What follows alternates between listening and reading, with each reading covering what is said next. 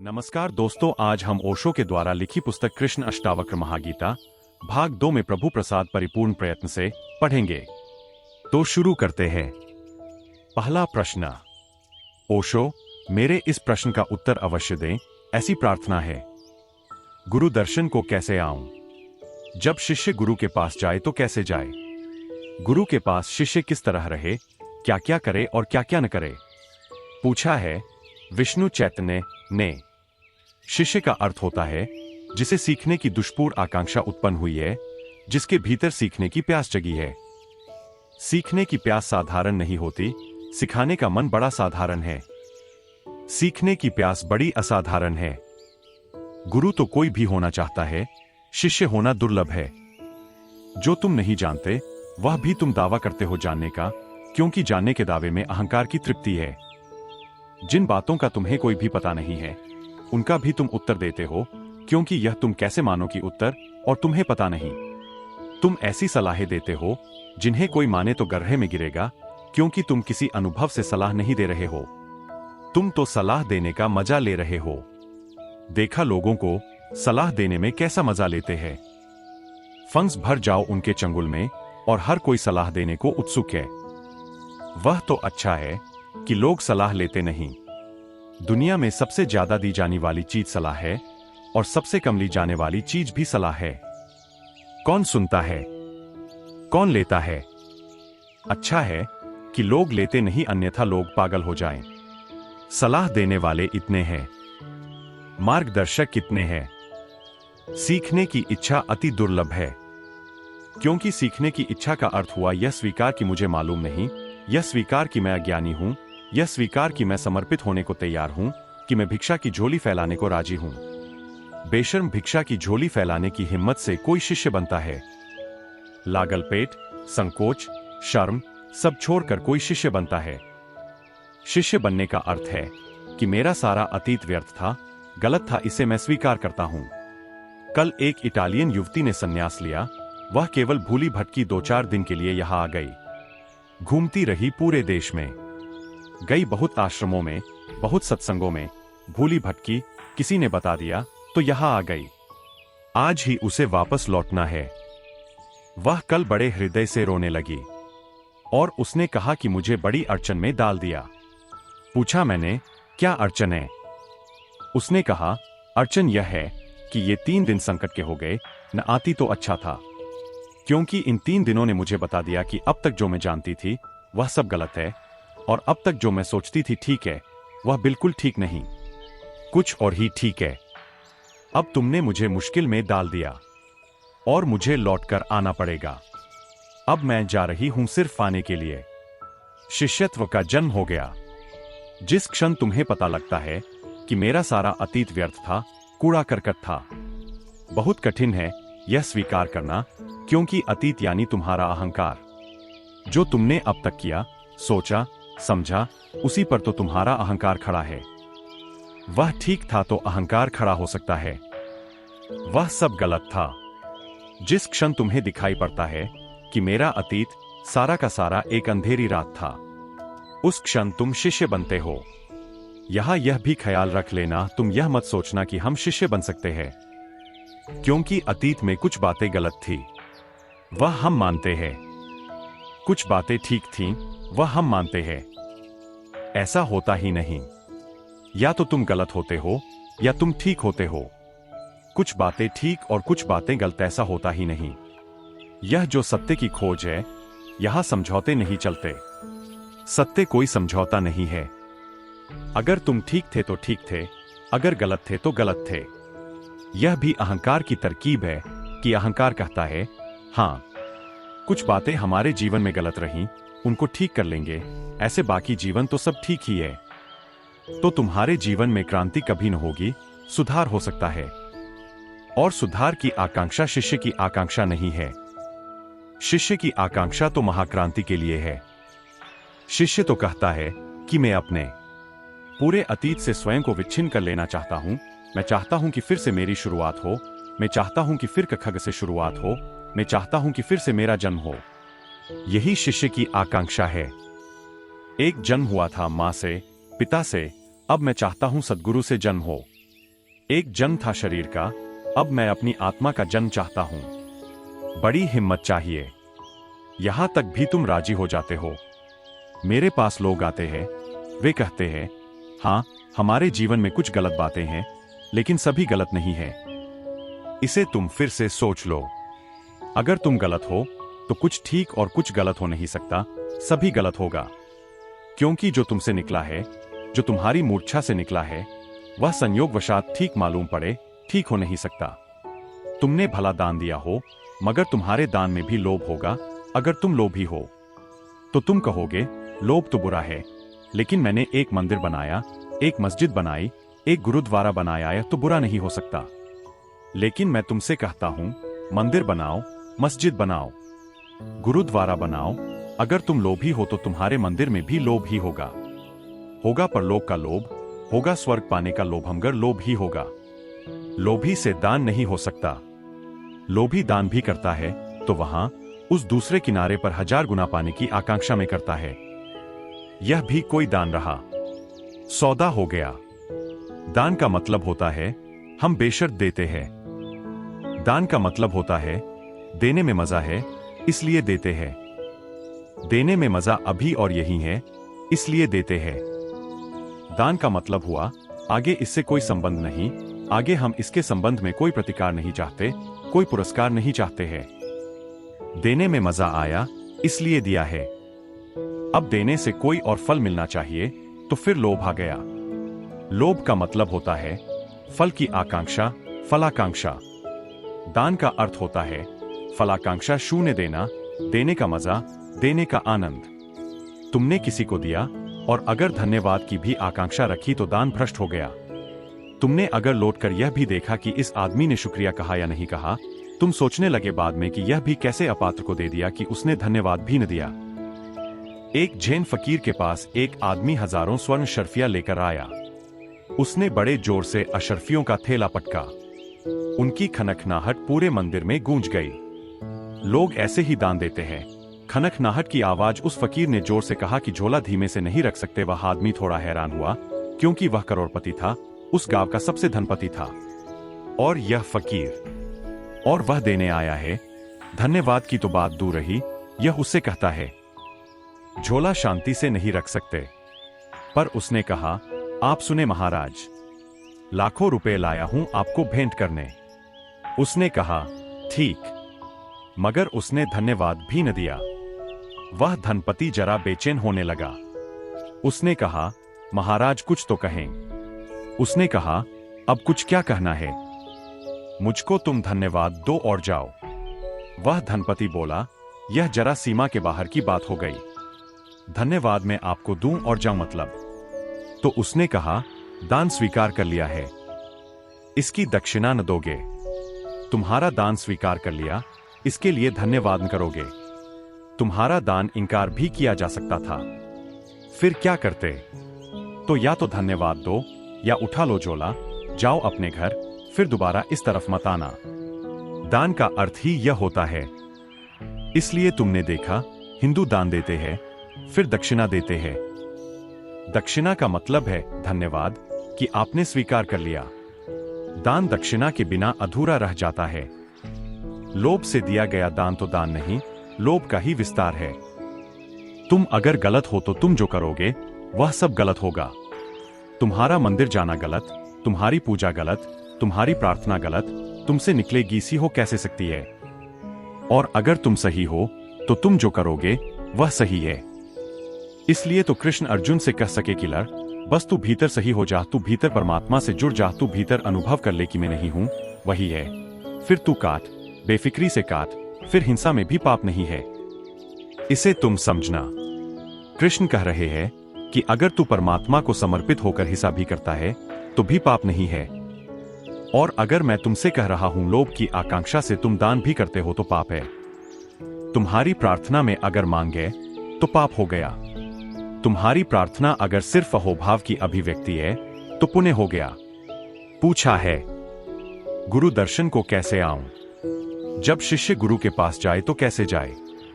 गुरु के पास शिष्य किस तरह रहे, क्या क्या करे और क्या क्या न करे? पहली बात, आंतरिक शिष्यता को जन्म दे।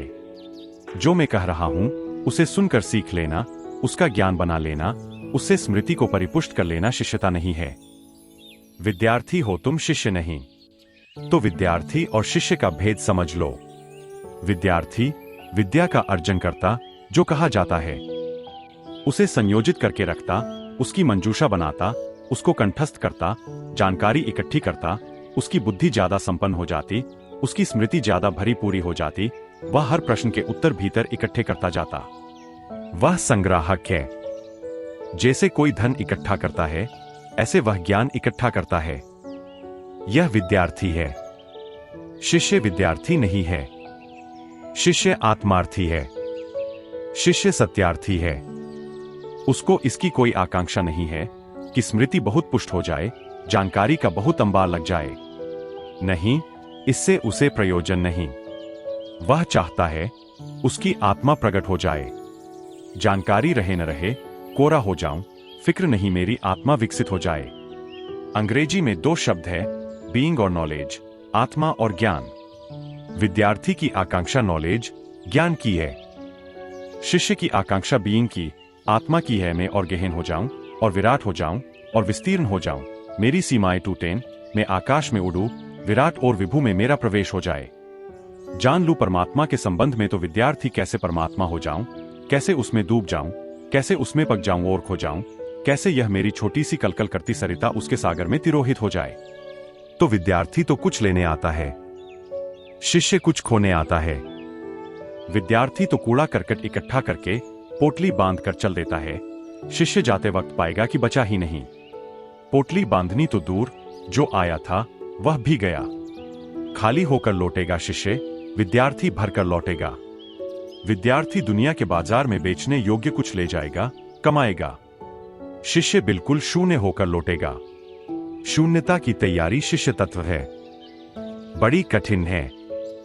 रहीम का वचन है, अब रहीम मुश्किल पड़ी, गाढ़े 2 काम, साचे तो जग नहीं, झूठे मिले न राम। अब रहीम मुश्किल पड़ी, अब बड़ी झंझट में पड़े रहीम गाए 2 काम, अब तो दोनों काम मुश्किल हो गए। साचे तो जग नहीं, अगर सत्य की खोज करो तो बाजार खोता है, अगर सत्य की खोज करो तो संसार खोता है। साचे तो जग नहीं, झूठे मिले न राम, और अगर झूठ से चलो तो परमात्मा की कोई उपलब्धि नहीं होती। अब रहीम मुश्किल पड़ी, शिष्य ऐसी ही मुश्किल में पड़ जाता है। अब रहीम मुश्किल पड़ी, गाढ़े 2 काम।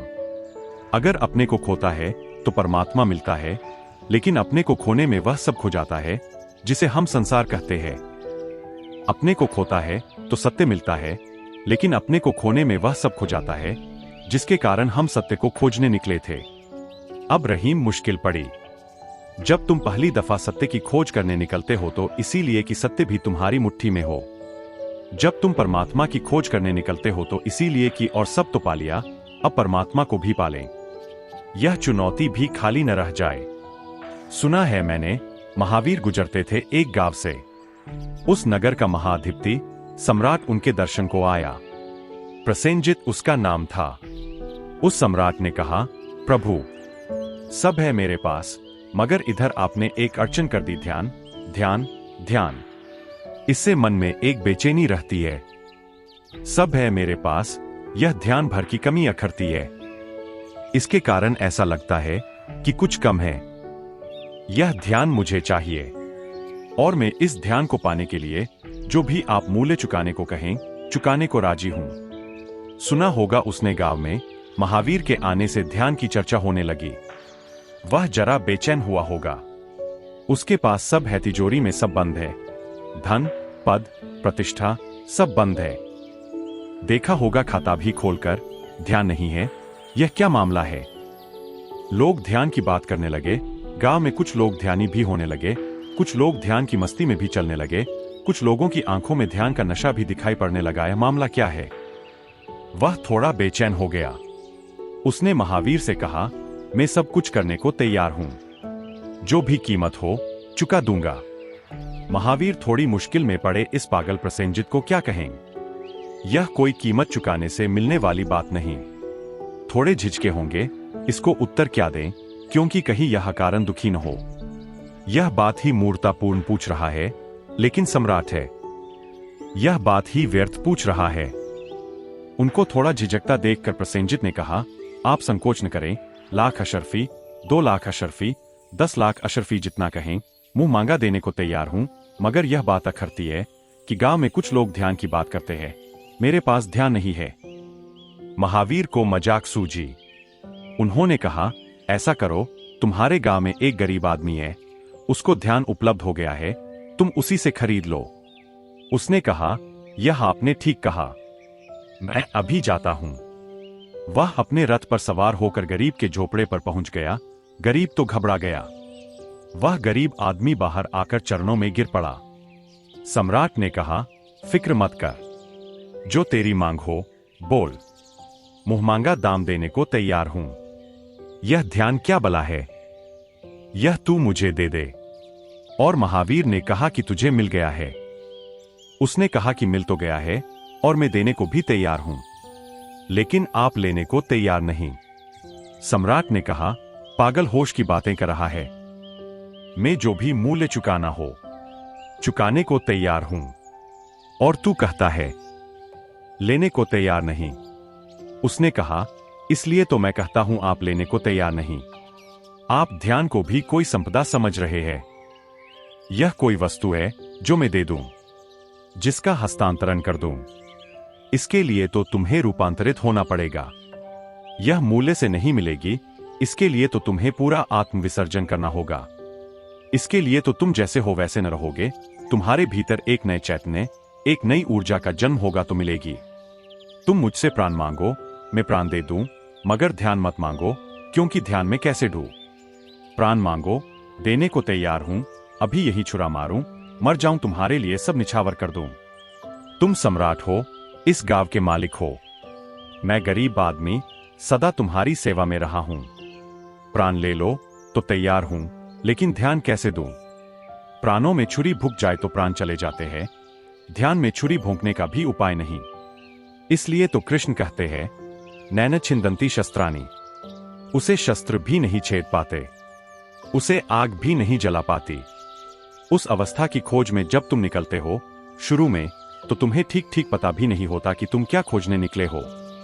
तुम तो उसको भी ऐसे ही खोजने निकलते हो जैसे तुम और चीजों को खोजने निकलते हो। वह भी एक महत्वाकांक्षा होती है। वह तो धीरे धीरे गुरु के सत्संग में तुम्हें अनुभव होगा कि यह तो महत्वाकांक्षा छोड़ने से मिलेगा। ध्यान महत्वाकांक्षा का हिस्सा नहीं हो सकता। आते तुम किसी और कारण से हो, लेकिन आने के बाद धीरे धीरे तुम्हें पता चलता है कि तुम्हारा आने का कारण ही गलत था। अब रही मुश्किल पड़ी, गाढ़े दो काम, साचे तो जग नहीं, झूठे मिले न राम। शिष्य ऐसी दुविधा में पड़ जाता है। इधर पुकारता है गुरु, दूर शिखरों की पुकार, अनंत का आकर्षण, थोड़ी थोड़ी झलके भी मिलनी शुरू हो जाती है। थोड़ी थोड़ी रस की बूंदें भी बरसने लगती, थोड़ी थोड़ी बरखा भी होती, और उधर संसार और जन्मों जन्मों की वासनाओं का बल और जोर, पुकारती हुई काम वासना, पुकारता हुआ अहंकार, वे सब चीखते पुकारते हैं कि कहां चले। अब रही मुश्किल पड़ी गाढ़े दो काम, और शिष्य बीच में झूल जाता है। तो तुम मुझसे पूछते हो कि गुरु दर्शन को कैसे आऊं। गुरु दर्शन को आने का एक ही अर्थ होता है, अपने को मिटाने की तैयारी। गुरु को देखना चर्मचक्षुओं की बात नहीं। मेरे पास जब कोई शिष्य आता है, तब वह ऐसी आंखें लेकर आता है कि मैं उसे दिखाई पड़ता हूं। जब कोई विद्यार्थी आता है, तब वह दूसरे ढंग की आंखें लेकर आता है, उसे मैं दिखाई नहीं पड़ता। उसे भी दिखाई पड़ता हूं, लेकिन उसकी आंखों के अनुकूल। कोई मित्र आता है, सहानुभूति से, प्रेम से समझने उसे कुछ और दिखाई पड़ता हूं। कोई शत्रु आता है, विवाद लिए मन में, शास्त्रार्थ लिए मन में, उसे कुछ और दिखाई पड़ता हूं। तुम्हारी आंख पर निर्भर है। अगर तुम शिष्य की भांति आना चाहते हो, तो शून्य की भांति आना सीखो। जब मेरे पास आओ तो अपने को बाहर ही छोड़ आना। अगर तुम अपने को लेकर मेरे पास आए, तो तुम ही तुमको दिखाई पड़ते रहोगे, तुम मुझे न देख पाओगे, मैं तुम्हारी ओट में पड़ जाऊंगा। जब तुम अपने को रख कर आओगे बाहर, ऐसे आओगे जैसे एक शून्य आया, एक कोरे कागज की तरह आओगे, तब तुम मुझे देख पाओगे। तब उस संबंध की घटना घटेगी जिसको गुरु शिष्य का संबंध कहें। तब एक सेतु निर्मित होता है। प्रीतम छवि नैनन बसी, परछवी कहां समाए। भरी सराय रहीम लखी, पथिक आप फिर जाए। और जब तुम मुझसे भरने लगोगे, प्रीतम छवि नैनन बसी। शिष्य और गुरु का संबंध तो अथाह प्रेम का संबंध है, ज्ञान का संबंध नहीं, प्रेम का संबंध, बुद्धि का संबंध नहीं, हृदय का संबंध। तुम्हारे विचार मुझसे मेल खाते हैं, उससे थोड़े ही तुम मेरे शिष्य हो जाओगे। तुमसे मेरे विचार मेल खाते हैं, इसलिए तुम मेरे साथ खड़े हो। कल अगर तुमसे मेरे विचार मेल न खाए तो फिर तुम मुझसे अलग हो जाओगे। बहुत लोग मेरे पास आए हैं और बहुत लोग मेरे पास से चले गए हैं। आए थे तो उन्हें लगा उनके विचार मेल खाते हैं, असल में वे मेरे साथ न थे, उन्हें लगा कि मैं उनके साथ हूं। मेरे विचार उनसे मेल खाते हैं, वे केंद्र रहे, मेरे विचारों ने उनकी पुष्टि की, वे बड़े प्रफुल्लित हुए। लेकिन जब उन्हें पता लगा कि मेरे सभी विचार उनसे मेल नहीं खाते, तब अड़चन शुरू हो गई। तब वे न रुक सके, तब वे हट गए, तब वे घबरा गए। तुम्हारे विचार अगर मुझसे मेल खाते हैं, इसलिए तुम यहां हो, तो तुम ज्यादा से ज्यादा एक अनुयायी हो, शिष्य नहीं। शिष्य तो वही है जो कहता है छोड़ो विचार की बात, दिल से दिल मेल खाता है। विचार ऊपर ऊपर की बातें हैं, दिल भीतर की बात है। आत्मा आत्मा से मेल खाती है। और शिष्य ऐसा नहीं सोचता कि गुरु से मेरे विचार का मेल बैठता है। शिष्य ऐसा सोचता है कि मैं गुरु के साथ मेल खाता हूं। किसी दिन मेल न खाए तो शिष्य अपने भीतर कारण खोजता है, उन कारणों को हटाता है ताकि फिर मेल खा जाए। जो लोग सोचते हैं कि मैं उनसे मेल खाऊं, जिस दिन भी अड़चन होती है मैं उनसे मेल नहीं खाता, वे मुझे छोड़ देते हैं, क्योंकि उनमें तो बदलने का कोई सवाल ही नहीं, वे तो ठीक है ही। सत्य तो उन्हें मालूम ही है, वे सिर्फ आए थे प्रमाण पत्र खोजने। वे शायद मेरी परीक्षा को आए थे, या शायद मुझसे अपने सत्य को भरने आए थे। जो उनका सत्य है और सत्यतर मालूम होने लगे और एक गवाही मिल जाए, इसके लिए आए थे। लेकिन सत्य तो उनके पास है ही। जिस दिन मैं उनसे मेल नहीं खाता, उसी दिन उनकी राह अलग हो जाती है। शिष्य का जोड़ कुछ ऐसा है कि फिर उसकी राह अलग नहीं होती। प्रीतम छवि नैनन बसी, परछवी कहां समाए। गुरु ऐसा छा जाता है भीतर, शिष्य गुरु के रंग में डूब जाता है, शिष्य गुरु के रंग में रंग जाता है। शिष्य बचता ही नहीं, गुरु ही उससे बोलने लगता है, गुरु ही उसमें नाचने लगता, गुरु ही उसमें गुनगुनाने लगता। धीरे धीरे शिष्य तो खो ही जाता है। गुरु की ही एक प्रतिछवि निर्मित हो जाती है। एक और गुरु की प्रतिमा खड़ी हो गई। भरी सराय रहीम लखी, पथिक आप फिर जाए। और जब सराय भरी हो तो पथिक वापस लौट जाते हैं। जब तुम्हारा हृदय गुरु से भरा हो तो बहुत से पथिक वापस लौट जाएंगे, जिनको तुमने लाख लाख बार उपाय किया था हटाने का और न हटा पाए थे, क्योंकि सराय खाली थी। जिन्हें तुमने बहुत बार सोचा था किस तरह छुटकारा हो, क्रोध से, काम से, लोभ से कैसे छुटकारा हो, और नहीं हो पाता था। जब तुम भीतर भर जाते हो गुरु से, अचानक तुम पाते हो बहुत सी बातें जो छूटती नहीं थीं, छूट गईं, बिना चेष्टा के छूट गईं, गिर गई। भरी सराय रहीम लखी, पथिक आप फिर जाए। गुरु के पास होने का अर्थ है मृत्यु के पास होना। मरने की तैयारी चाहिए। अगर गुरु नाराज भी हो तो भी शिष्य जानता है गुरु नाराज तो नहीं हो सकता, ऐसा तो असंभव है, तो यह भी कोई उपाय होगा। गुरजीएफ ऐसा करता था। अपने शिष्यों पर कभी इस तरह पागल होकर नाराज हो जाता था, कोई कारण भी समझ में नहीं आता था। बहुत से लोग तो उससे हट जाते थे, लेकिन जो टिके रह गए उनके जीवन में उसने बड़ी क्रांति ला दी। धीरे धीरे समझे राज कि वह नाराज क्यों हो जाता है। वह नाराज होकर सिर्फ तुम्हें एक मौका देता है कि देखो अब मैं नाराज हूं। तुम नाराज गुरु के साथ रुक सकते हो। प्यारे प्यारे के साथ तो रुकने में क्या कठिनाई है, कोई भी रुक जाए।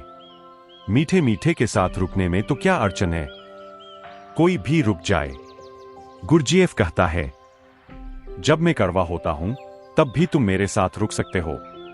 अगर तुम मेरे कड़वेपन में भी मेरे साथ रुक सकते हो तो ही रुके। और जो गुरु के कड़वेपन में साथ रुक गया, उस पर गुरु का अमृत बरस जाता है। गुरु के पास होना एक सतत साधना है। इस जगत में बहुत साधनाओं के रूप है, लेकिन गुरु के पास होने से बड़ी कोई साधना नहीं है। इसलिए तो हमने सत्संग की बड़ी महिमा कही है। गुरु के पास होने की महिमा इतनी है जिसका कोई हिसाब नहीं। शास्त्र तो मुर्दा है, तुम लाख पढ़ो, तुम अपने ही अर्थ निकाल लोगे। शास्त्र तो तुम्हें नहीं बदल सकता, तुम शास्त्र को जरूर बदल सकते हो। क्योंकि शास्त्र क्या करेगा? तुम जो अर्थ चाहोगे वही अर्थ निकाल लोगे। तुम्हारा अर्थ तुम शास्त्र के ऊपर छाप दोगे, तुम्हारी व्याख्या शास्त्र पर सवार हो जाएगी। जीवित गुरु के ऊपर तुम अपनी व्याख्या नहीं थोप सकते। जीवित गुरु पारे की भांति होता है। तुमने मुट्ठी बांधी कि वह हटा वहां से। तुम्हारी मुट्ठी नहीं बंधने देता, तुम्हारी पकड़ में कभी आता भी नहीं। क्योंकि उसकी सारी चेष्टा यही है कि तुम्हारी पकड़ छूट जाए, पकड़ने की आदत छूट जाए। उसकी सारी चेष्टा यही है कि तुम्हारी मुट्ठी बंद न रहे, खुल जाए। उसकी सारी चेष्टा यही है कि तुम्हारे सब तनाव पकड़ने के, आसक्ति के, राग के विसर्जित हो जाएं। तो वह आलंबन नहीं बनता तुम्हारी पकड़ के लिए, वह तुम्हारा आश्रय भी नहीं बनता, बार बार वह हट जाता है। जैसे ही तुम उसे अपना आश्रय और सुरक्षा मानने लगते हो, अचानक वह हट जाता है। धड़ाम से तुम जमीन पर गिरते हो।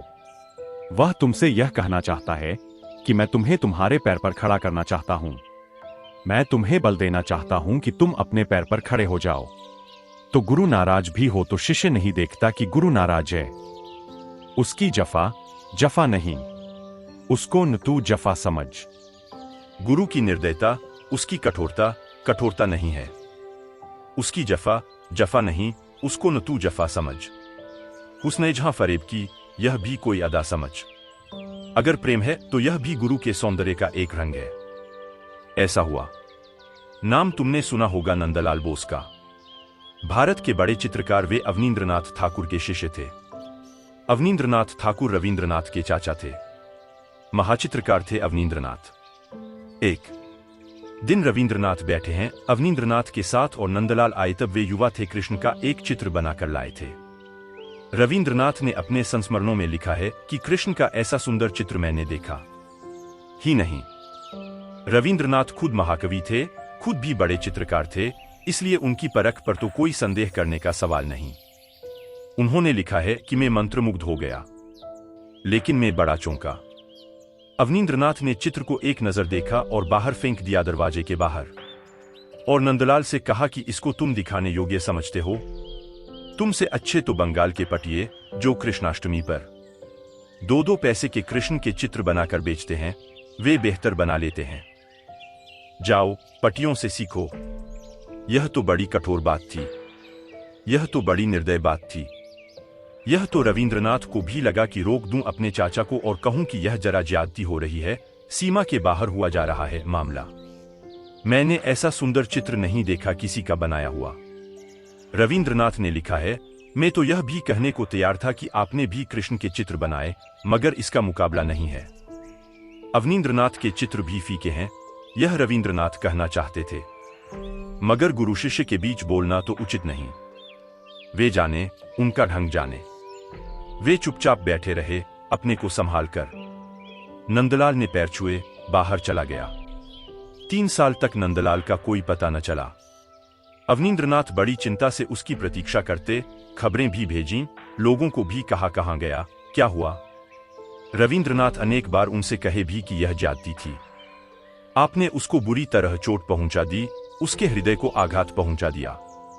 अवनींद्रनाथ रोते नंदलाल के लिए कि वह गया कहां। 3 साल बाद नंदलाल लौटे तो उनकी हालत बंगाल में जैसे गरीब चित्रकार होते हैं, पटिए, उन जैसी हो गई थी। वही पुराने 3 साल पहले के कपड़े थे, फटे पुराने, पहचानना मुश्किल था। शक्ल बदल गई थी, काली हो गई थी। लेकिन वे फिर कुछ चित्र बनाकर ले आए थे और उन्होंने फिर पैर छुए और कहा, आपने ठीक कहा था। इन 3 वर्षों में इतना सीखने को मिला पटियों के पास। क्योंकि जो ख्यातिनाम चित्रकार है, वे तो अपने अहंकार के कारण बनाने लगते हैं। जिनकी कोई ख्याति नहीं, उनके चित्रों में एक निर्दोषता, एक सहजता है, वह सीखने को मिली। आपने खूब मुझे भेज दिया। आपकी बड़ी कृपा, अनुकंपा। रविंद्रनाथ ने अवनींद्रनाथ को पूछा कि क्या अब मैं पूछ सकता हूं, मामला क्या था? चित्र मुझे तो बहुत सुंदर लगा था। अवनींद्रनाथ ने कहा, चित्र मुझे भी बहुत सुंदर लगा था। और आज मैं तुमसे सच कह देना चाहता हूं कि मैंने भी चित्र बनाए है, लेकिन उसका कोई मुकाबला नहीं। मगर फेंकना पड़ा, मजबूरी थी, क्योंकि नंदलाल से मुझे और भी बड़ी आशा थी। उस दिन अगर मैं कह देता कि ठीक सुंदर, वहीं नंदलाल रुक जाता। जब गुरु ने कह दिया ठीक सुंदर हो गई बात, तो विकास अवरुद्ध हो जाता। अगर नंदलाल की प्रतिभा और बड़ी न होती तो मैंने उसे पुरस्कृत किया होता। लेकिन मैं जानता था और भी छिपा पड़ा है, अभी इसे और खींचा जा सकता है, अभी इसमें से और बड़ा शिखर प्रकट हो सकता है। उसकी जफा जफा नहीं, उसको न तू जफा समझ, उसने जहां फरेब की, यह भी कोई अदा समझ। और यह पाठ धीरे धीरे गुरु से सीखने के बाद यही पाठ परमात्मा पर लागू हो जाता है। फिर परमात्मा दुख दे तो भी, उसने जहां फरेब की, यह भी कोई अदा समझ। फिर परमात्मा पीड़ा दे तो यह भी निखार का कोई उपाय समझ। फिर परमात्मा मृत्यु दे तो यह भी नए जीवन की कोई शुरुआत समझ। गुरु के पास जैसा घटे उसे हंसे हंस कर स्वीकार कर लेने की कला शिष्यत्व है। बेमन से, उदास होकर जबरदस्ती स्वीकार किया तो सारा मजा चला जाता है। स्वीकार होना चाहिए आनंदपूर्ण। जीत अगर किस्मत में नहीं है, मात सही, दिन जो नहीं तो रात सही, हमसे जहां तक मुमकिन हो यह मात ही हंसते हंसते खा लें। गाहे गाहे अंधियारे में बिजली चमके, गाहे गाहे हंस लें, गा लें। गुरु के पास कैसी ही अंधेरी रात हो, वह जो बिजली चमकती है कभी कभी, उसको भी काफी समझना। अंधेरी रात में जब बिजली चमकती है उसे सौभाग्य समझना। शायद बिजली चमकने के लिए अंधेरी रात चाहिए, दिन में तो बिजली चमकने का मजा नहीं। शायद गुलाब की झाड़ी पर फूलों के लिए कांटे चाहिए ही। तो गुरु के पास बहुत सी अंधेरी रातें होंगी, उनकी गणना मत करना। कभी कभी बिजली चमक जाए, उसे हृदय में संजो कर रख लेना। बहुत कांटे गड़ेंगे, उनका हिसाब मत रखना। कभी कभी फूल की गंध आ जाए तो नाच लेना, गुनगुना लेना गीत धन्यवाद का। गाहे गाहे अंधियारे में बिजली चमके, गाहे गाहे हंस लें, गा लें। शिष्य का अर्थ है जिसने किसी में परमात्मा को देखना शुरू किया। यह बड़ी असंभव बात है, इसलिए दूसरों को तो बड़ी कठिनाई होती है। तुमने देखा, तुम अगर किसी स्त्री के प्रेम में पड़ गए तो प्रेम में पड़ते ही वह स्त्री इस जगत की सबसे सुंदर स्त्री हो जाती है। फिर क्लियोपैत्रा फीकी, फिर मर्लिन मनरो फीकी, फिर सारी दुनिया की सुंदरतम स्त्रियां उसके मुकाबले कुछ भी नहीं। अतीत फीका, भविष्य फीका, बस एक स्त्री केंद्र हो जाती। तुम्हारा सौंदर्य उसके भीतर दिव्यता को उभार देता, प्रकट कर देता। और यह केवल प्रेम की कल्पना नहीं है। प्रत्येक व्यक्ति इतना ही सुंदर है, प्रेमी देख पाता, सभी देख नहीं पाते। जब किसी व्यक्ति के प्रति तुम्हारे मन में गुरु का भाव उदय होता है तो तुम्हारे पास एक नई देखने की दृष्टि खुलती है। वह व्यक्ति तुम्हारे लिए परमात्मा हो गया। इसे तुम दूसरों के सामने सिद्ध न कर पाओगे, सिद्ध करना भी मत। यह कोई सिद्ध करने की बात भी नहीं है। जैसे तुम प्रेमी से नहीं पूछते कि सिद्ध करो कि तुम्हारी जो प्रेसी है वही दुनिया की सबसे सुंदर स्त्री है, तुम इस तरह के वक्तव्य क्यों देते हो? तुम क्यों कहते हो कि यही स्त्री दुनिया की सबसे सुंदर स्त्री है? इसे सिद्ध करो, प्रमाण जुटाओ, वैज्ञानिक, तार्किक। तुम उससे नहीं कहते, तुम कहते हो पागल है, प्रेम में पागल है। शिष्य भी प्रेम में पागल है, और किसी स्त्री का या किसी पुरुष का सौंदर्य तो क्षणभंगुर है।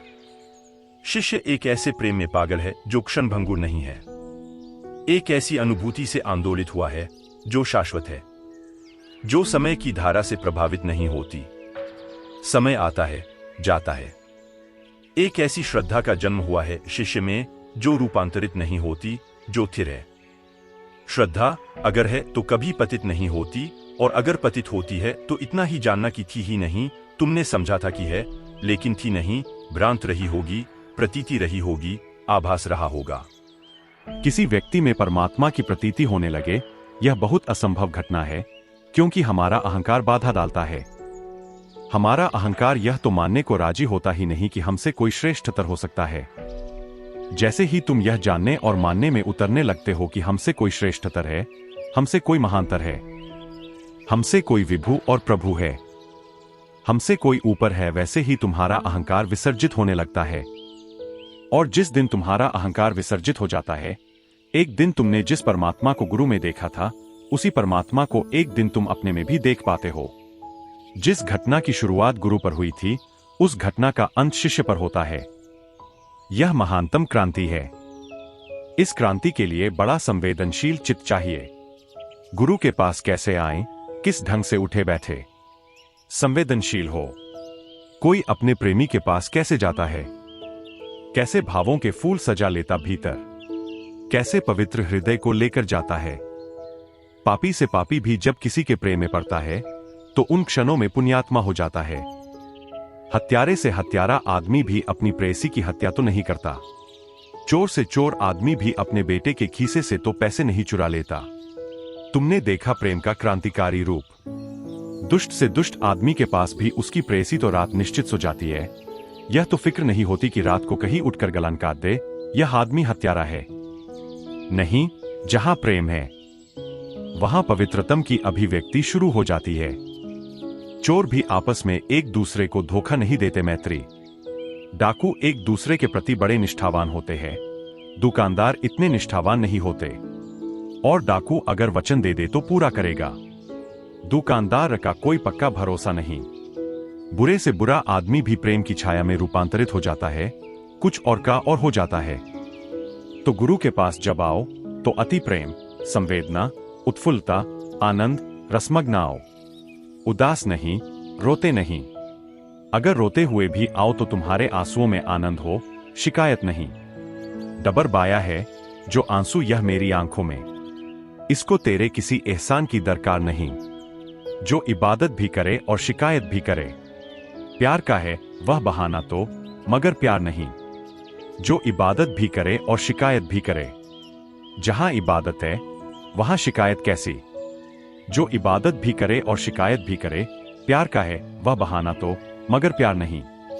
गुरु के पास इबादत से भरे हुए आओ। गुरु के पास ऐसे आओ जैसे मुसलमान जब मस्जिद में जाता है। गुरु के पास ऐसे आओ जैसे हिंदू जब मंदिर में जाता है कि सिख गुरुद्वारे में जाता है। गुरु के पास ऐसे आओ जैसे कि तुम साक्षात परमात्मा के पास जा रहे हो। उतने ही पवित्र प्रसूनों से भरे तो क्रांति घटेगी, क्योंकि घटना तो तुम्हारे भाव से घटने वाली है। पत्थर की मूर्ति के साथ भी घट सकती है अगर भाव गहन हो, और जीवित परमात्मा के साथ भी नहीं घटेगी अगर भाव मौजूद न हो। गुरु के पास होना सुखद ही सुखद नहीं है, यह मैं जानता हूं, क्योंकि बहुत कुछ तुम्हें तोड़ना पड़ता, तोड़ने में पीड़ा होती। तुम्हें मिटाना पड़ता, मिटाने में दर्द होता। तुम्हें निखारना पड़ता, तुम्हें जलाना पड़ता, आग से गुजारना पड़ता। ये सब सुखद स्थितियां नहीं है। लेकिन शिष्य एक परम आशा से भरा होता कि यह विध्वंस निर्माण के मार्ग पर है, कि यह मिटाना बनाने की तैयारी है। जैसे हम एक पुराने मकान को गिराते हैं तो भी हम प्रफुल्लित होते हैं, क्योंकि नए मकान को बनाने के लिए जगह तैयार कर रहे हैं। जब तुम पुराने मकान को गिराने लगते हो तो तुम रोते थोड़े ही हो, तुम प्रसन्न होते हो कि चलो घड़ी आ गई है, नए बनाने की सुविधा हो गई। कोई दूसरा तुम्हारे मकान को आकर तोड़ने लगे तो तुम प्रसन्न होगे, क्योंकि तुम तब सिर्फ विध्वंस ही देखोगे। दोनों हालतों में घटना तो एक ही है, मकान तोड़ा जा रहा है। बनने वाली बात तो भविष्य की है, बने न बने, कल आए न आए, कल सूरज निकले निकले किसको पता है। आज संभावना दिखती है, कल संभावना न रह जाए किसको पता है। टूटने की बात तो दोनों में एक सी है, लेकिन एक में तुम दुखी हो, एक में तुम प्रसन्न हो, एक में तुम्हारा हृदय उत्साह से भरा है, एक में तुम मुर्दे की तरह खड़े हो। सब निर्भर करता है इस बात पर कि विध्वंस सृजन के लिए हो रहा है या सिर्फ विध्वंस के लिए हो रहा है। गुरु के पास बहुत कुछ टूटेगा, बहुत कुछ क्या, सब कुछ टूटेगा। तुम फिर से बिखेर कर बनाए जाओगे, तुम्हें खंड खंड किया जाएगा ताकि फिर से तुम्हारे संगीत को जमाया जा सके। तुम्हारी वीणा अस्त व्यस्त है, तार उल्टे सीधे कसे है, इसलिए जहां संगीत पैदा होना चाहिए वहां केवल संताप पैदा हो रहा है। जहां आनंद का जन्म हो वहां सिर्फ नर्क निर्मित हो रहा है। तुम्हारी दशा अति विकृत है। सोने में बहुत मिट्टी मिल गई है, बहुत कूड़ा करकट मिल गया है। जन्मों जन्मों तक सोना मिट्टी कूड़ा करकट में पड़ा रहा है। आग से गुजारना पड़ेगा। आग में वही जल जाएगा जो तुम नहीं हो, वही बचेगा जो तुम हो शुद्ध कुंदन, शुद्ध स्वर्ण होकर तुम निकलोगे। लेकिन आग से गुजरना पीड़ा तो है ही। जख्मे जिगर जो मुंदमिल गम में नहीं हुआ, न हो दर्द की इंतहा को तू शौक की इब्तदा समझ। घाव एकदम से न भरे, न भरे। जख्मे जिगर जो मुंदमिल गम में नहीं हुआ, न हो जख्म एकदम से न भरे, न भरे। घाव तत्क्षण भर भी नहीं सकता। दर्द की इंतहा को तू शौक की इब्तदा समझ। और पीड़ा की चरम सीमा भी आ जाए तो तू यह याद रखना कि पीड़ा की चरम सीमा प्रेम की शुरुआत है। दर्द की इंतहा को तू शौक की इब्तदा समझ। साधारणतः हम सब सुख के आकांक्षी है, दुख से भयभीत, सुख के लिए आतुर। मिलता दुख ही है, आतुरता आतुरता ही रह जाती है, प्यास प्यास ही रह जाती है, तृप्ति होती कहां। सुख तो केवल उनको मिलता है जो दुख से गुजरने के लिए राजी हो जाते हैं। इस दुख से गुजरने का नाम ही तपश्चर्या है। गुरु के पास होना, मैंने कहा, मृत्यु के पास होना है तपश्चर्या है। तुम्हें निखारा जाएगा, तुम्हें उघाड़ा जाएगा, तुम्हें मिटाया जाएगा, तुम्हें पहुंचा जाएगा। तुम्हारे भीतर छुपी हुई संभावनाओं को चेताया जाएगा, चुनौती दी जाएगी। श्रम होगा, तब होगा भी तुम उसे पा सकोगे जिसे पाए बिना जीवन में कभी शांति नहीं। तभी तुम उसे पा सकोगे जिसे पाकर फिर पाने की और कोई दौड़ नहीं रह जाती। गुरु तुम्हें राह थोड़े ही दिखाता है, सिर्फ राह दिखाने की बात होती तो बड़ा सरल हो जाता मामला। इतना ही थोड़े ही है कि तुमसे कह दिया ऐसा कर लो। वस्तुतः तो जो गुरु तुम्हें सिर्फ राह दिखाता रहे कि ऐसा कर लो, वह बातचीत कर रहा है। गुरु तुम्हें करवाता है, राह दिखाता नहीं, राह पर धक्के देता है, राह पर चलाता भी है। तुम अपने से चल भी न पाओगे, तुम जड़ हो गए हो। पक्षाघात तुम्हारे अंगों में समा गया है। तुमसे लाख बार कहा गया है कि यह है राह, चलो। तुमने सुन भी लिया, तुमने समझ भी लिया, चले तुम कभी नहीं। संत अगस्तीन ने कहा है कि जो मुझे करना चाहिए वह मुझे मालूम है, लेकिन वह मैं करता नहीं। और जो मुझे नहीं करना चाहिए वह भी मुझे मालूम है, लेकिन वही मैं करता हूं। तुम्हें भी मालूम है। क्या ठीक है, अब राह क्या बतानी। ऐसा आदमी तुम पा सकते हो जिसको पता नहीं कि ठीक क्या है। सबको पता है, सबको पता है सही क्या, गलत क्या। लेकिन इससे क्या होता है? राह बताने से क्या होता है? कोई चाहिए जो तुम्हें चलाए। मंजिले राहे इश्क की उसको कोई खबर नहीं, मंजिले राहे इश्क की उसको कोई खबर नहीं। राह दिखाए जो तुझे, उसको न रहनुमा समझ। वह जो ऐसा दूर खड़े होकर राह बता दे, उसको रहनुमा मत समझ लेना। रहनुमा तो तुम्हारे साथ चलेगा, तुम्हारे आगे, तुम्हारे पीछे, तुम्हारे पूरब, तुम्हारे पश्चिम। रहनुमा तो तुम्हें घसीटेगा, रहनुमा तो तुम्हें थकाएगा, रहनुमा तो तुम्हें दौड़ाएगा। रहनुमा तो वहां तक आएगा जहां तुम हो और वहां तक ले जाएगा जहां तुम्हें होना चाहिए। रहनुमा तो ऐसा है जैसे कि कोई बाप अपने बेटे का हाथ पकड़कर चलता हो। मंजिले राह इश्क की उसको कोई खबर नहीं, राह दिखाए जो तुझे, उसको न रहनुमा समझ। राह ही दिखाना होता तो मील के पत्थर पर लगे तीर के निशान बता देते हैं, आदमियों की जरूरत है। राह ही दिखाना हो तो शास्त्र दिखा देते हैं, शास्त्रा की जरूरत है। फिर शास्त्र और शास्त्रा में फर्क क्या रहेगा? फिर गीता और कृष्ण में फर्क क्या रहेगा अगर राह ही दिखानी हो? कृष्ण ने अर्जुन को राह ही थोड़े दिखाई, बड़ा संघर्ष किया। अर्जुन को खींच खींच कर निकाला बाहर उसके अंधियारे से, जगाया उसकी नींद से, हिलाया डुलाया। कई तरफ अर्जुन ने भागने की कोशिश की, सब तरफ से द्वार दरवाजे बंद किए, भागने न दिया। खूब प्रश्न उठाए, खूब संदेह किए, उन सब की तृप्ति की। अंततः ऐसी हालत में ला दिया जहां सिवाय कृष्ण को मानने के और कृष्ण के साथ चलने के कोई उपाय न रहा। क्षण होंगे निराशा के, क्षण होंगे दुख पीड़ा के। और विष्णु चैतन्य ऐसे ही क्षणों में से गुजर रहा है, डांबाडोल, दुविधा से भरा, मगर घबराने की कोई बात नहीं, सभी को ऐसे ही गुजरना पड़ता है। स्वाभाविक है, इसमें विशेष कुछ भी नहीं। सभी डांबाडोल होते हैं, सभी पहले हजार तरह की चिंताओं में, शंकाओं में, संदेहों में भरते हैं। धीरे धीरे धीरे धीरे निखार आता है। यह दर्द विराट जिंदगी में होगा परिणत। है तुम्हें निराशा, फिर तुम पाओगे ताकत। उन अंगुलियों के आगे कर दो माथा नत, जिनके छू लेने भर से फूल सितारे बन जाते हैं। ये मन के छाले, ओ मेजों की कोरों पर माथा रख कर रोने वाले, हर एक दर्द को नए अर्थ तक जाने दो, हर एक दर्द को नए अर्थ तक जाने दो। दर्द दर्द ही नहीं है, दर्द नए अर्थ की शुरुआत है। जैसे किसी स्त्री को बच्चा पैदा होता है तो बड़ी प्रसव की पीड़ा होती, वह प्रसव की पीड़ा से घबरा जाए। अभी 2-4 साल पहले इंग्लैंड में एक बहुत बड़ा मुकदमा चला। एक फार्मेसी ने, एक दवाइयों को बनाने वाले कारखाने ने एक दवा ईजाद की, शामक दवा, जो प्रसव की पीड़ा को दूर कर देती है।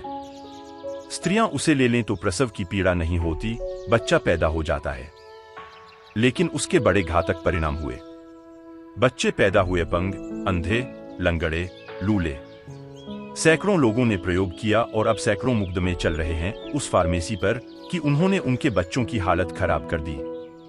मां को तो पीड़ा नहीं हुई, लेकिन जिस जहर ने मां की पीड़ा छीन ली, उस जहर ने बच्चे को विकृत कर दिया। वह जिसको हम प्रसव की पीड़ा कहते हैं, वह स्वाभाविक है, वह आवश्यक है, वह होनी ही चाहिए। उसको रोकना खतरनाक है। जापान अकेला राष्ट्र है जिसने कानून बनाया है कि प्रसव पीड़ा को रोकने के लिए कोई दवा ईजाद नहीं की जा सकती। बड़ी समझदारी की बात है। सिर्फ अकेला राष्ट्र है सारी दुनिया में, क्योंकि प्रसव पीड़ा बच्चे के जीवन की शुरुआत है। मां को ही पीड़ा होती है ऐसा नहीं है, बच्चे को भी पीड़ा होती है, लेकिन उस पीड़ा से ही कुछ निर्मित होता है। मैंने सुना है एक किसान परमात्मा से बहुत परेशान हो गया। कभी ज्यादा वर्षा हो जाए, कभी ओले गिर जाएं, कभी पाला पड़ जाए, कभी वर्षा न हो, कभी धूप हो जाए, फसलें खराब होती चली जाएं, कभी बाढ़ आ जाए और कभी सूखा पड़ जाए। आखिर उसने कहा कि सुनो जी, तुम्हें कुछ किसानी की अक्ल नहीं, हमसे पूछो। परमात्मा कुछ मौज में रहा होगा उस दिन। उसने कहा, अच्छा, तुम्हारा क्या ख्याल है? उसने कहा कि 1 साल मुझे मौका दो, जैसा मैं चाहूं वैसा मौसम हो। देखो कैसा दुनिया को सुख से भर दूं, धन धान्य से भर दूं। परमात्मा ने कहा, ठीक है, 1 साल तेरी मर्जी होगी, मैं दूर रहूंगा। स्वभावतः किसान को जानकारी थी। काश जानकारी ही सब कुछ होती। किसान ने जब धूप चाही तब धूप मिली, जब जल चाहा तब जल मिला, बूंद भर कम ज्यादा नहीं, जितना चाहा उतना मिला।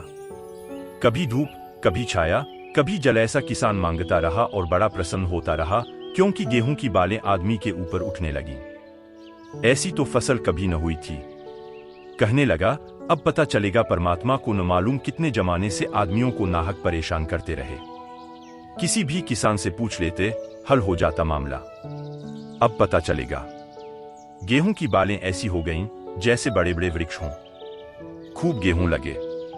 किसान बड़ा प्रसन्न था, लेकिन जब फसल काटी तो छाती पर हाथ रखकर बैठ गया।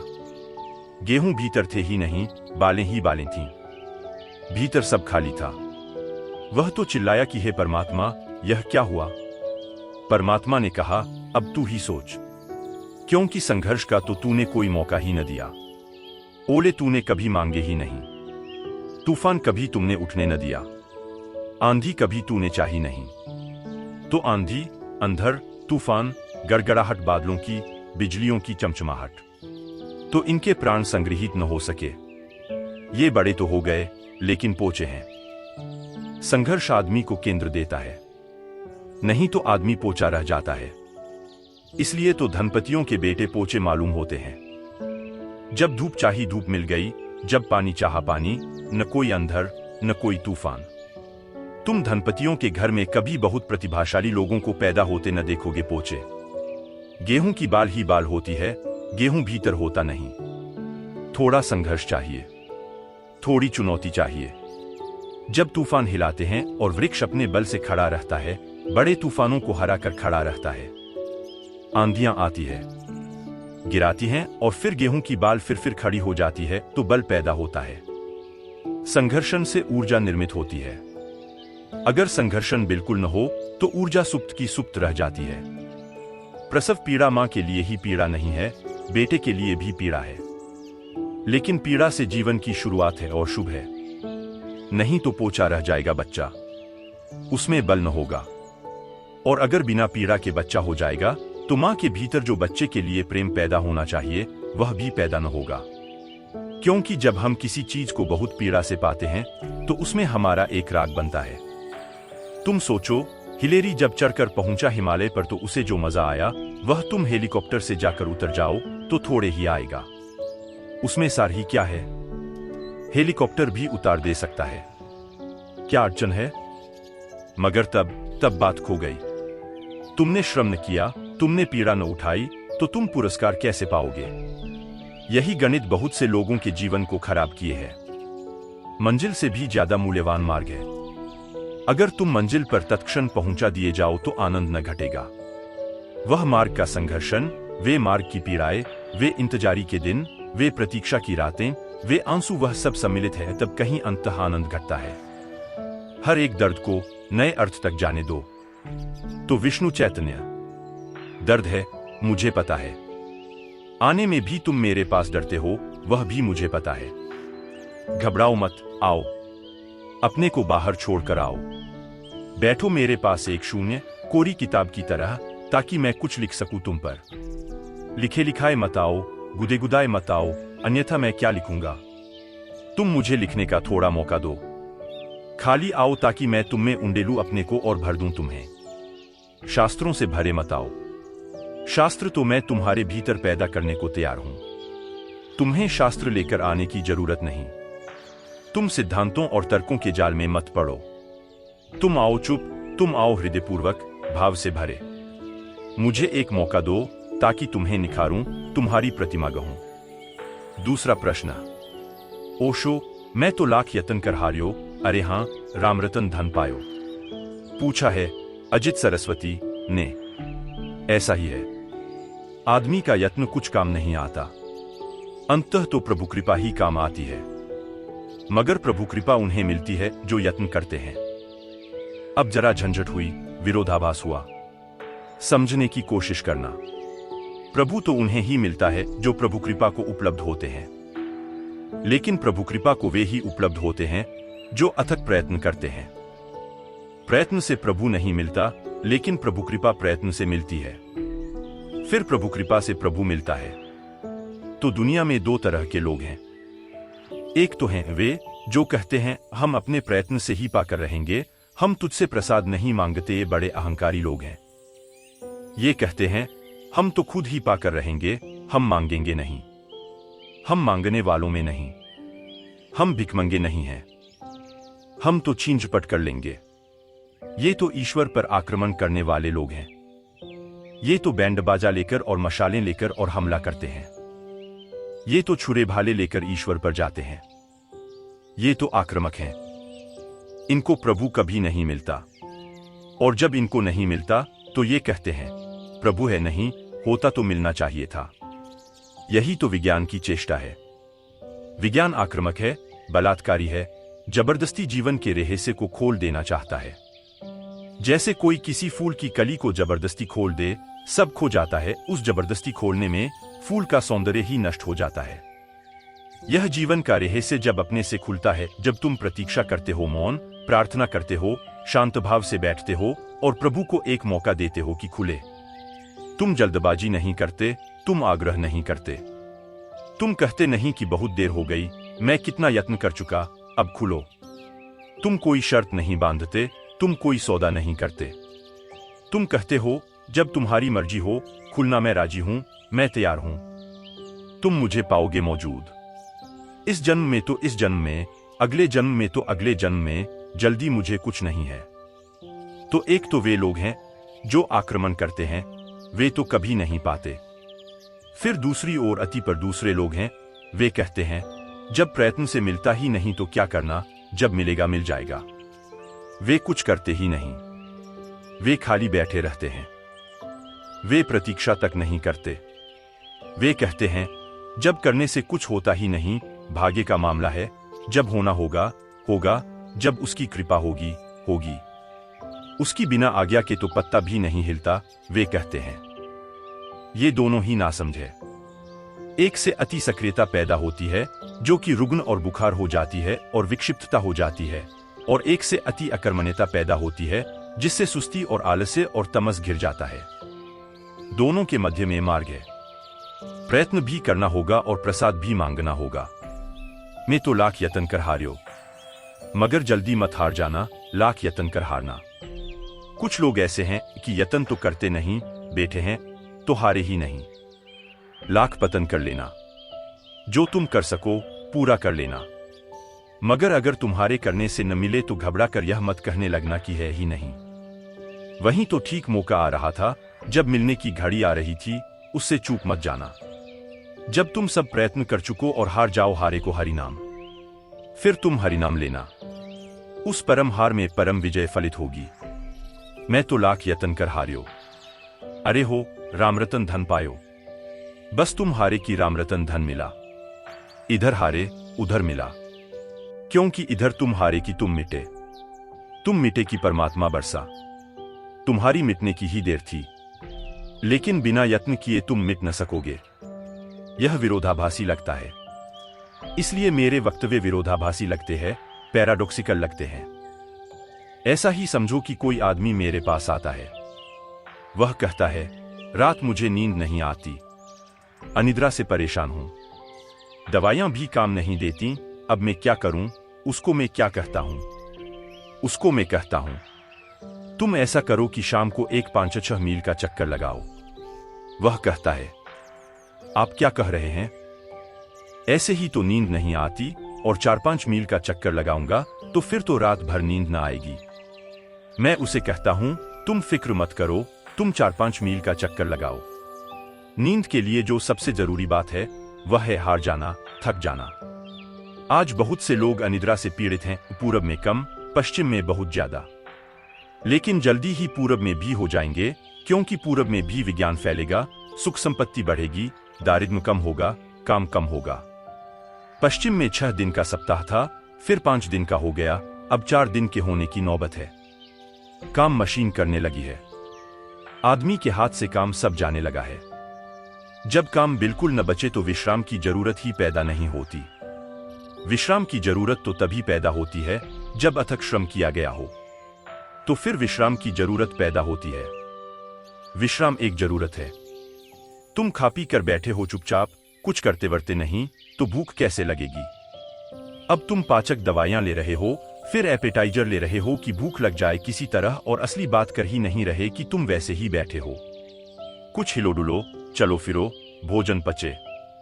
शरीर में श्रम हो तो भूख लगे, श्रम हो तो विश्राम की जरूरत पैदा होती है।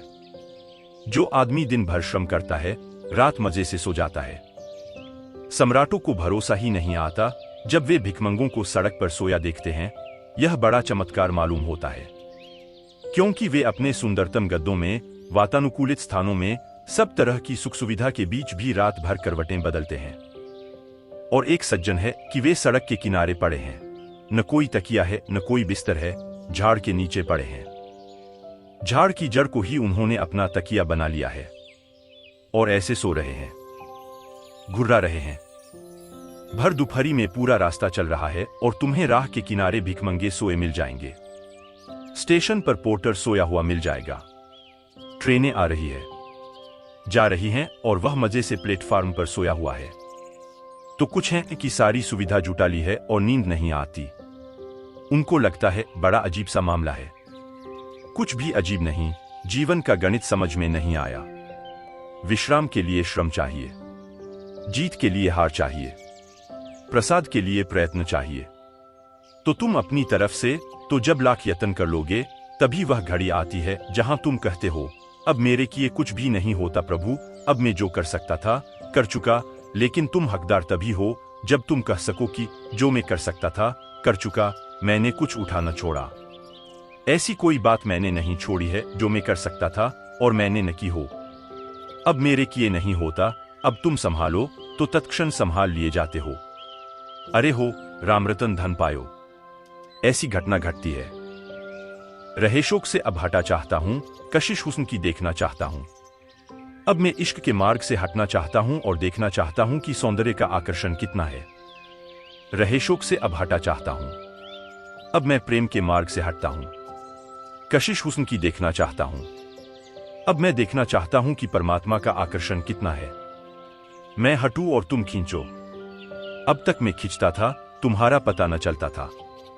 अभी तक मैं दौड़ता था और तुम मिलते न थे। अब मैं रुकता हूं। रहे शौक से अब हटा चाहता हूं। कशिश हुस्न की देखना चाहता हूं। अब तुम ही पर छोड़ता हूं। अब देखें, अब तुम मुझे ढूंढो। मैंने बहुत ढूंढा, सब मैंने उपाय कर लिए। अब तुम मुझे ढूंढो।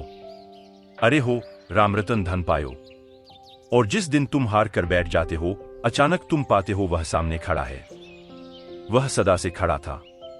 तुम अपने खोजने की धुन में लगे थे। तुम्हारी धुन इतनी ज्यादा थी कि उसे देख न पाते थे। तुम्हारी धुन के कारण ही अवरोध पड़ रहा था। इसलिए तो अष्टावक्र कहते हैं, अनुष्ठान बाधा है। लेकिन इससे तुम यह मत समझ लेना कि अनुष्ठान करना नहीं है। अनुष्ठान तो करना ही होगा, लाख जतन तो करने ही होंगे। जब तुम लाख जतन करके हार जाते हो तो उसका एक जतन पर्याप्त हो जाता है उसकी तरफ से। मगर तुमने अर्जित कर लिया, तुम प्रसाद के योग्य हुए। तुम मुफ्त में नहीं पाते परमात्मा को, तुमने अपने जीवन को समर्पित किया। तुमने सब तरह से अपने जीवन को यज्ञ बनाया। जब कपोल गुलाब पर शिशु प्रात के सूखते नक्षत्र जल के बिंदु से रश्मियों की कनक धारा में नहा मुकुल हंसते मोतियों का अर्घ्य दे। विहग शावक से जिस दिन मूक पड़े थे, स्वप्न नीर में प्राण अपरिचित थी, विस्मृत की रात नहीं देखा था, स्वर्ण विहान रश्मि बन तुम आए चुपचाप सिखाने अपने मधुमय गान। अचानक दर्दी वे पल के खोल, हृदय में बेद व्यथा का बाण हुए फिर पल में अंतर्धान। ऐसा बहुत बार होगा। तुम्हारे प्रयत्नों से तुम हारोगे, क्षण भर को हार कर तुम बैठोगे। अचानक किरण उतरेगी, अचानक नहा जाओगे उस किरण में। अचानक गीत तुम्हें घेर लेगा। अचानक तुम पाओगे किसी और लोक में पहुंच गए।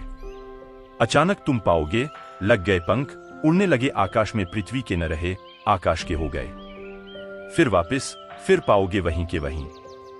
रश्मि बन तुम आए चुपचाप सिखाने अपने मधुमय गान। अचानक दी वे पल के खोल, हृदय में बेद व्यथा का बाण हुए फिर पल में अंतर्धान। नींद में सपना बन अज्ञात गुदगुदा जाते हो, जब प्राण ज्ञात होता हंसने का मर्म, तभी तो पाती हूं यह जान प्रथम छूकर किरणों की छाह, मुस्कुराती कलियां क्यों प्रात। समीरन का छू कर चल छोड़ लौटते क्यों हंसे हंस कर पात। एक बार तुम्हें प्रभु का संस्पर्श हो जाए तो तुम भी समझ पाओगे कि नींद में सपना बन अज्ञात गुदगुदा जाते हो, जब प्राण ज्ञात होता हंसने का मर्म, तभी तो पाती हूं यह जान प्रथम छूकर किरणों की छाह, मुस्कुराती कलियां क्यों प्रात। सुबह सूरज की किरण को छूकर फूल क्यों मुस्कुराने लगते हैं। क्यों अचानक सारी पृथ्वी एक नया आलोक, एक नई ऊर्जा, एक नए प्रवाह से भर जाती है जीवन के। क्यों सब तरफ जागरण छा जाता है। प्रथम छूकर किरणों की छोर, मुस्कुराती कलियां क्यों प्रात। समीरन का छूकर चल छोर, लौटते क्यों हंसे हंस कर पात। और जब पत्तों से खेलने लगता समीरन, तो पत्ते क्यों मुस्कुराने लगते हैं, क्यों प्रसन्न होने लगते हैं। जब प्रभु की किरण तुम्हें छुएगी, तभी तुम जान पाओगे यह प्रकृति में जो उत्सव चल रहा है क्या है। यह चारों तरफ जो महोत्सव तुम्हें घेरे है, यह क्या है। यह जो अहर्निश ओंकार का नाद हो रहा है चारों तरफ, तुम्हें तभी सुनाई पड़ेगा। लेकिन उसके पहले श्रम तो करना है, लाख जतन तो करने हैं। यत्न तुम करो, प्रभु प्रतीक्षा करता है। जैसे ही तुम्हारे यत्न का पात्र पूरा हो जाता, प्रसाद बरसता है। प्रसाद को मुफ्त में मत मांगना, अपनी आहुति देनी होती है। अपनी आहुति देकर मांगोगे तो ही मिलेगा, और कुछ देने से न चलेगा। आदमी ने खूब तरकीबें निकाली है। फूल तोड़ लेता, वृक्षों के मंदिर में चढ़ा आता, किसको धोखा देते हो। फूल चढ़े ही थे परमात्मा को वृक्षों पर, तुमने उन्हें जुदा कर दिया। फूल ज्यादा जीवित थे वृक्षों पर, ज्यादा परमात्मा के साथ अटखेलियां कर रहे थे, तुमने उन्हें मार डाला। तुम मरे इन फूलों को डोट। मरी एक प्रतिमा के सामने रखाए और सोचे कि फूल चढ़ा आए, सोचे कि अर्घ्य हुआ, सोचे कि अर्चना पूरी हुई, प्रार्थना पूरी हुई। जला आए एक मिट्टी का दिया और सोचे कि रोशनी हो गई। इतना सस्ता काम नहीं। जलाना होगा दिया भीतर प्राणों का, और चढ़ाना होगा फूल अपने ही परम चैतन्य के विकास का। अपना ही सहस्रार, अपना ही सहस्र दलों वाला कमल जिस दिन तुम चढ़ा आओगे, उस दिन यह सिर अपना ही चढ़ाना होगा। आदमी खूब चालाक है, उसने नारियल निकाल लिया है। नारियल आदमी जैसा लगता है, सिर जैसा, इसलिए तो उसको खोपड़ा कहते हैं। खोपड़ी, उसमें दो आंखें भी होती हैं, दाढ़ी मूंछ सब उसमें होते हैं। नारियल चढ़ा आए, सिंदूर लगा आए, अपने रक्त की जगह सिंदूर लगा आए। अपने सिर की जगह नारियल चढ़ा आए, अपने सेहस्रार की जगह और किन्हीं फूलों के वृक्षों के फूल छीन लिए उनको चढ़ा आए। किसको धोखा देते हो? अपने को चढ़ाना होगा, और अपने को चढ़ाने का एक ही उपाय है। मैं तो लाख यत्न कर हार्यो। अरे हां, राम रतन धन पायो। आखिरी प्रश्न। ओशो, जनक के जीवन में एक अपूर्व प्रसंग है भूमि से प्राप्त सीता और सीता के आसपास जन्मी रामलीला का। कृपा करके रामलीला को आज हमें समझाएं। अष्टावक्र के संदर्भ में और उस सब के संदर्भ में जो मैं तुमसे कह रहा हूं, उस कथा का अर्थ बहुत सीधा साफ है। सीता है पृथ्वी, राम है आकाश। उन दोनों का मिलन ही रामलीला है, पृथ्वी और आकाश का मिलन। और रामलीला प्रत्येक के भीतर घट रही है। तुम्हारी देह सीता है, तुम्हारी आत्मा राम। तुम्हारे भीतर दोनों का मिलन हुआ है, पृथ्वी और आकाश का, मर्त्य का और अमृत का। तुम्हारे भीतर दोनों का मिलन हुआ है, और उस सब में जो भी घट रहा है सभी रामलीला है। रामकथा को अपने भीतर पढ़ो, और जिस दिन तुम यह पहचान लोगे कि तुम न तो राम हो और न तुम सीता हो, तुम तो रामलीला के साक्षी हो, दृष्टा हो, उसी दिन रामलीला बंद हो जाती है। जाना है सीता और राम के ऊपर। रामलीला लोग देखने जाते हैं, वहां क्या खाक मिलेगा? भीतर रामलीला चल रही है, वहीं बैठकर देखो, तुम देखने वाले बन जाओ। रामलीला देखने से कहते हैं बड़ा लाभ होता, पुण्य होता। वह पुण्य अगर मेरी बात समझ में आ जाए तो होता है।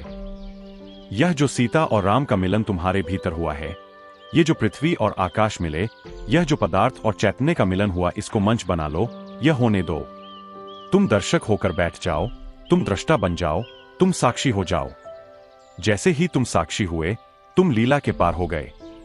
कहीं और रामलीला देखने नहीं जाना है।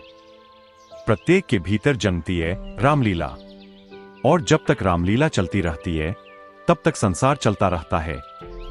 जिस दिन तुम्हारा साक्षी जाग जाता है और रामलीला बंद हो जाती है, उसी दिन संसार तिरोहित हो जाता है।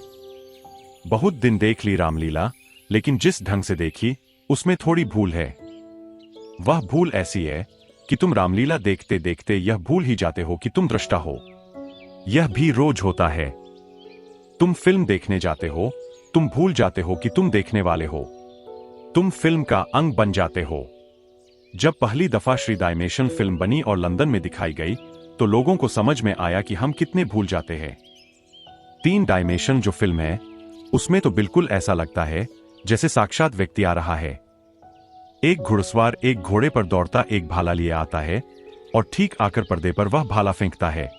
पूरा हाल झुक गया, आधा इस तरफ आधा उस तरफ, भाले से बचने के लिए। एक क्षण को झूठ सच हो गया। इस झूठ के सच हो जाने का नाम माया है। बंगाल में बड़े प्रसिद्ध विचारक हुए ईश्वर चंद्र विद्यासागर। वे रामलीला देख रहे थे या कोई और नाटक देख रहे थे, सभी नाटक रामलीला है। और नाटक में एक पात्र है जो एक स्त्री के साथ बलात्कार करने की चेष्टा कर रहा है। वह इतनी बदतमीजी कर रहा है और वह इतनी कठोरता कर रहा है कि ईश्वरचंद्र विद्यासागर, जो सामने ही बैठे थे पंक्ति में, भूल गए कि यह नाटक है। निकाल लिया जूता और चढ़ गए मंच पर, लगे पीटने उस अभिनेता को। अभिनेता ने ज्यादा होशियारी की, वह हंसने लगा। उसने जूता पुरस्कार की तरह लेकर अपनी छाती से लगा लिया। माइक पर खड़े होकर उसने कहा कि धन्य मेरे भाग्य, मैंने तो कभी सोचा नहीं था कि मैं इतना कुशल अभिनेता हो सकता हूं कि ईश्वरचंद्र विद्यासागर धोखा खा जाएं। ऐसे ज्ञानी धोखा खा गए। तो इस जूते को लौटाऊंगा नहीं, यह तो मेरा पुरस्कार हो गया, इसको तो अब याददाश्त के लिए रखूंगा। और बहुत प्रमाण पत्र मुझे मिले हैं, मेडल मिले हैं, मगर इससे बड़ा कोई भी नहीं मिला। ईश्वरचंद्र बड़े सकुचाए जैसे ही होश आया कि यह मैं कर क्या बैठा हूं। ईश्वरचंद्र जैसा बुद्धिमान आदमी खो गया नाटक में। सभी बुद्धिमान ऐसे ही खो गए हैं। जब तुम देखते हो नाटक को, तो तुम भूल ही जाते हो कि तुम दृष्टा हो। वह जो चल रहा है, धूप छाया का खेल मंच पर, पर्दे पर, वही सब कुछ हो जाता है। ऐसा ही घट रहा है भीतर। यह जो रामलीला तुम्हारे जीवन में घटी है, सीता और राम के मिलन पर, पृथ्वी और आकाश के मिलन पर, इसमें तुम बिल्कुल खो गए हो, तल्लीन हो गए हो। तुम भूल ही गए हो कि तुम सिर्फ दृष्टा हो। करो याद, जगो अब। जागते ही तुम पाओगे कि पर्दा शून्य हो गया। न वहां राम है, न वहां सीता। खेल समाप्त हुआ। इस खेल की समाप्ति को हम कहते हैं मुक्ति, मोक्ष, निर्वाण। हरि तत्सत।